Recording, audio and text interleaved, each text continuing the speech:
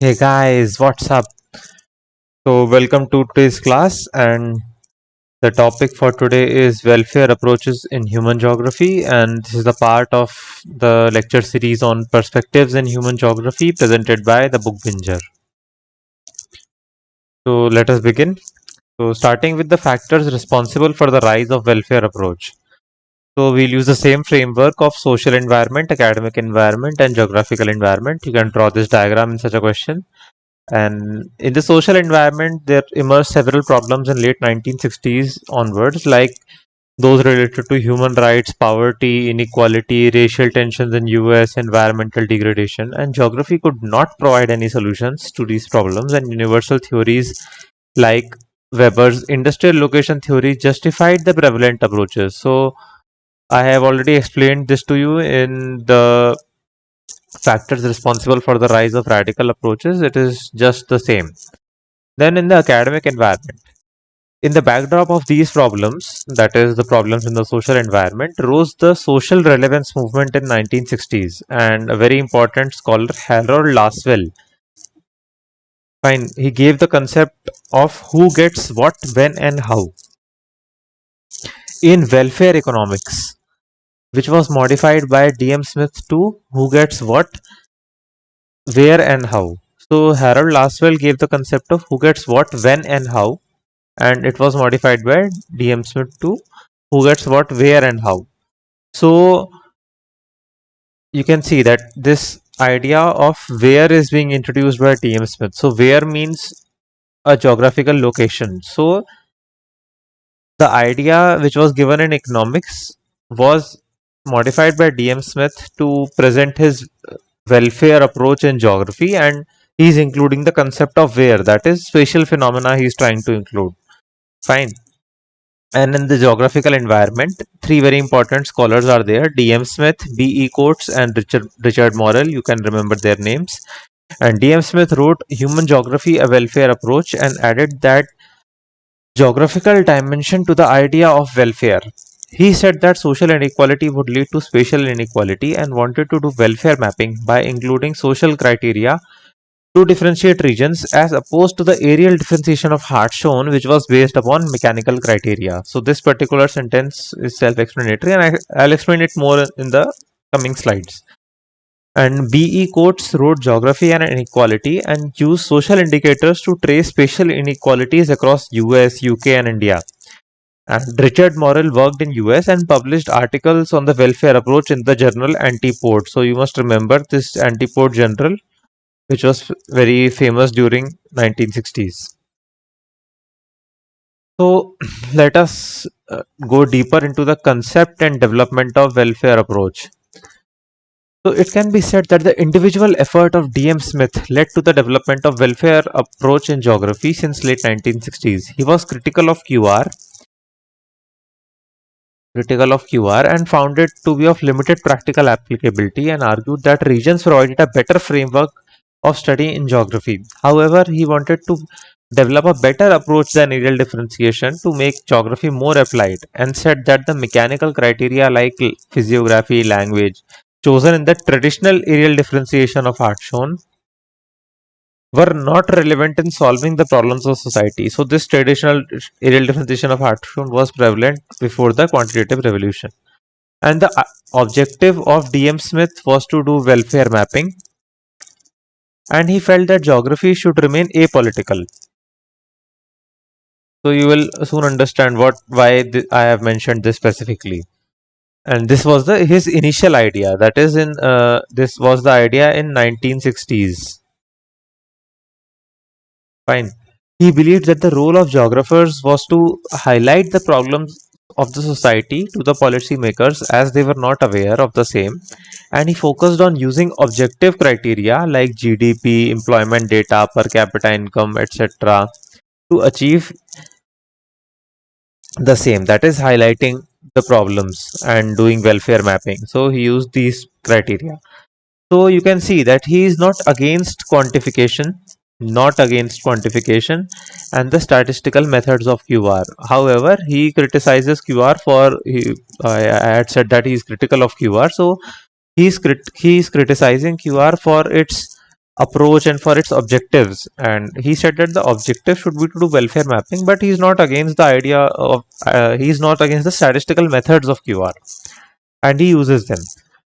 So this was during 1960s. Then by late 1970s, D.M. Smith criticized his own approach and said that welfare should be more broad based and not just related with economic development. So you can see in 1960s and early 70s, he's focusing more on criteria that are related to economic development. So later he said that welfare is more broad based than economic development, and he gave the concept of social well being, which included criteria like living environment, housing, physical mental health, quality and quantity of education, social order, family relations, social belonging, recreation, and even perception of well-being. So you can see how much broad-based idea he is giving, that this is social well-being and welfare should focus on social well-being. And however, issue with such an approach was that these parameters were not easy to quantify, but DM Smith made efforts to achieve the same. You can understand quantifying family relations, recreation, perception of well-being. This will be difficult, but DM Smith tried to do the same still.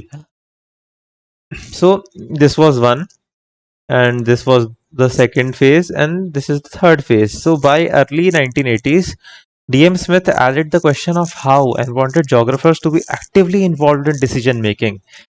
So earlier you can see that he says that geography should remain apolitical, but now he says that no, geographers should play an active role in decision making and not just do welfare mapping and highlighting problems.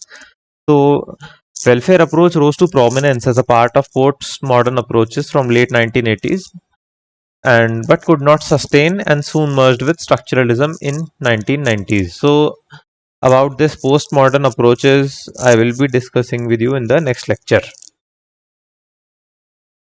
So, in the welfare geography, a very important concept was given by D.M. Smith, which was who gets what, where, and how. Fine.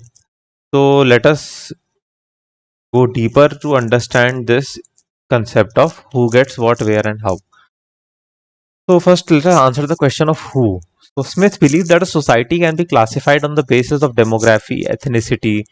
Example, Indian society, which can be classified on the basis of religion, race, caste, and the question of who tries to answer who should get support in the society. That means he's trying to identify that who should get more benefits, who are the people who are more vulnerable and who are poor and poverty stricken, and the people that must be helped. So this is the objective of the question of who. Now, for example, let us take a society in which there are poor people and there are rich people. Fine. And the government wants to provide reservation in government jobs to the poor.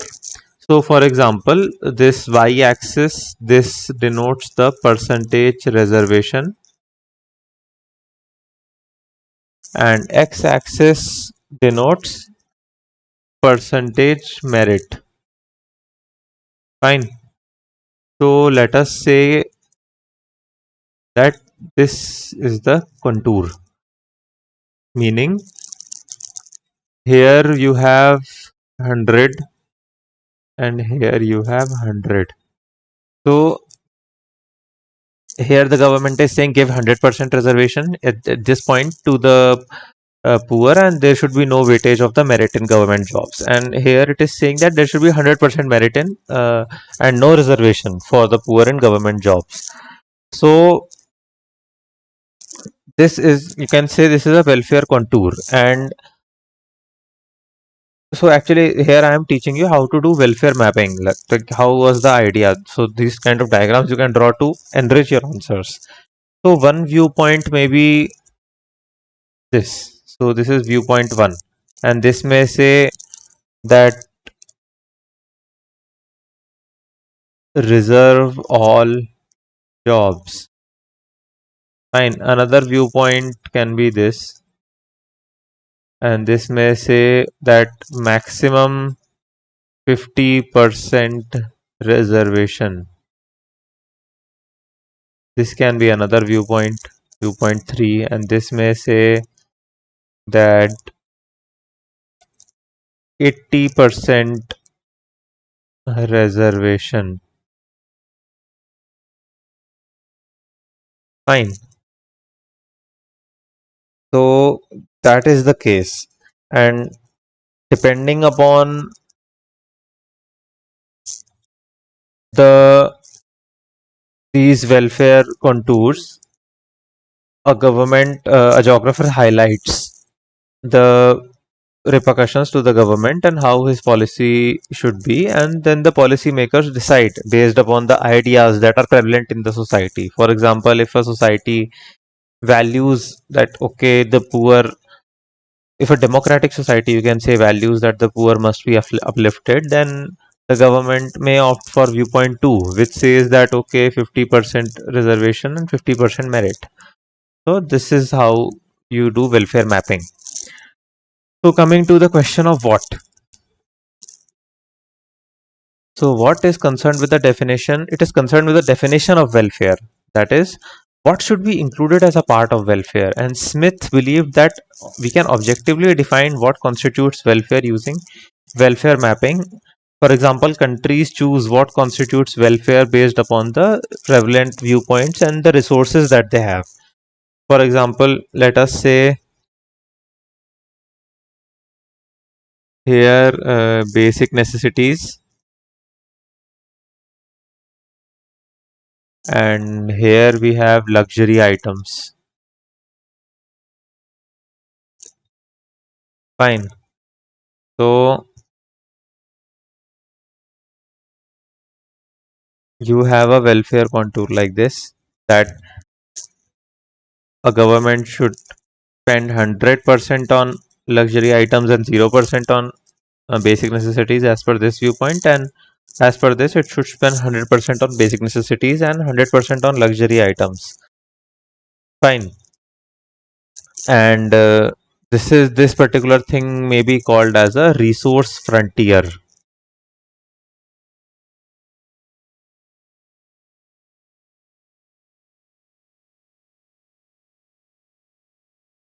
Okay. So now let us go deeper and try to understand that. Let us take an example. For example, seismic retrofitting, you can say, for earthquake management. So one viewpoint can be that okay, this is viewpoint 1, and this can be that 100% government support should be there for seismic retrofitting. But for example, in a poor society, this resource frontier is very less. For example, in a developing country, this we have less number of resources and government cannot retrofit all the houses, so this is not possible. And another viewpoint may say that it should be done by 100%. 100% should be done by the people. And another viewpoint can be that 50% government for critical infrastructure and 50% by the people. So you can see that this viewpoint 3 is particularly fitting the resource frontier of the society very well. So the government may choose to go with this particular viewpoint, and this is how you doing welfare mapping helps. And here we first map the resources available, and then we try to see that how which particular approach we should follow. For example, let us say if a country is very rich and has lots and lots of resources, so in that particular case the resource frontier may lie here, and the government may choose this V1 viewpoint. Fine. So if it has resources, it can definitely spend on 100% of 100% provide support to seismic retrofitting. So similarly, coming to the question of where. So it addresses the question of spatial inequalities and says that every place can have its own definition of welfare, which is situational. For example, Finance Commission in India distributes resources to states based upon objective criteria. And Smith said that in spite of such variability, some basic needs like food, clothing, shelter, health must be made available to all individuals. So this was the idea of social well-being. So what am I trying to convey is in a big country there may be several regions, and each can region is different and has its own definition of welfare. For example, this may be a forest region, so the definition of welfare will be different. This particular region may be industrial belt, so the definition of welfare will be different. And and just give an example, like Finance Commission in India distributes resources to different states based on an objective criteria. For example, the population, per capita income, the forest cover, and so on. But however, Smith said that okay, you will have different definitions of welfare, but in spite of such variability, there are some basic needs of individuals, that individuals living in forests, in industries, in cities, countryside farmers. So they all should have some basic needs like food, clothing. So this was his idea of social well-being. So the question of gets. So you can see we are analyzing each and every word. So if a question comes like in the paper, analyze the concept of who gets what, where, and how. So you can take each term one by one and explain them. So in the idea of gets, it means that the question of who, what, and where keeps changing in space and time. So I'll just give an example. For example, who means now even the rivers are getting human rights. So recently, Uttarakhand High Court, had said that Ganga and Yamuna will should have fundamental rights. Fine. So these were earlier given to individuals, and a court in New Zealand had, New Zealand, the government had said that one particular river has rights of humans, and also I think Punjab and Haryana High Court had said that Chandigarh Lake, a particular lake in Chandigarh, has human rights. So this definition of who is keeps on changing in space and time as society develops. And what also changes. For example, earlier the basic rights were right to freedom of speech, but now even internet access is a part of fundamental rights in India. And another thing can be where. For example, where addresses the question of spatial inequality and says that okay, there are inequalities in space, and you can see that it will also keep on changing. For example, Bihar, which was developed very much in the ancient period, had cities like Patliputra, Rajgir, and these were the capital cities of great empires. But now the levels of development are very low. So this is the concept of gets. So coming to the concept of how, Smith started to explore the question of how by early 1980s, and it refers to the process which has led to the observed inequalities. So he started to question that why these inequalities are, how these inequalities are coming into being. And he said that geographers must be actively involved in decision making to bring about a positive change in society. So the role of geographers must not be only to do welfare mapping, but they should get involved in active decision making. So this is the idea of how. So criticism of welfare approach can be divided into two parts. That is internal criticism. Sorry, that is internal criticism and external criticism. So it was not easy. Internal criticism was mostly done by D.M. Smith himself. So he was the main protagonist of welfare approach, and he himself criticized his approach as we moved in time.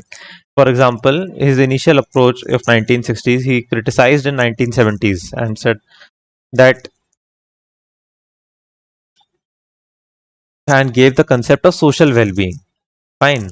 So he also said that it is not easy to quantify what, where, who, as these keep changing with time, and especially in his concept of social well-being, the social criteria used are difficult to quantify.